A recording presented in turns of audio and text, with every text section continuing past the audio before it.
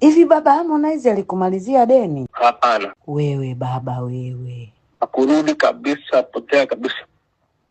Na nakutana naye kwenye ndege mara nyingi tu, wala akiniona anafunika uso. Kweli mzee Usiri? Kabisa, nikutana naye kwenye ndege anajificha, yuko na Kajala, anaficha uso. Najaribu kumfuata kumsalimia tu, sometimes na amwache hivyo kwa sababu ana paniki hivyo.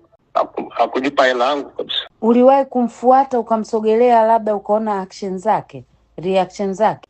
Kwenye ndege naingia kwenye ndege namkuta hapo. Hawahi kutoka, anakimbia tusionane, lakini siku nyingine namsalimia, namwambia bwana habari yako, alafu anaficha tu uso hilo. Lakini huwa anakujibu? Hapana. Labda kuna siku yoyote ambaye aliwahi kuzungumza lolote mbele ya Kajala akiwa na wewe? Hapana. Labda wanong'onezane wao kwa wao, lakini sio mimi.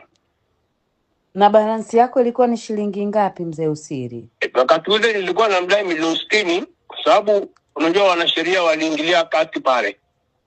Sasa baadaye nikaja nikaamua niache. Ni kwa sababu sikupenda sana mambo ya Uswahili, unajua wale Waswahili Harmonize hivi ni Mswahili Sikupenda mambo ya Uswahili, mama yake naye Mswahili nini. Watu wakanishauri tu kwamba bwana, kwa heshima zako wewe endelea na maisha yako, Mungu atafungua njia zingine.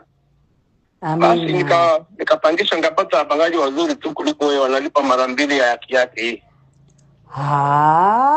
Kwa hiyo lile jumba lako la kifahari kwa mwezi ni shilingi ngapi kwani baba? Sasa hivi ndio 1500 na wako wa China kule sasa hivi.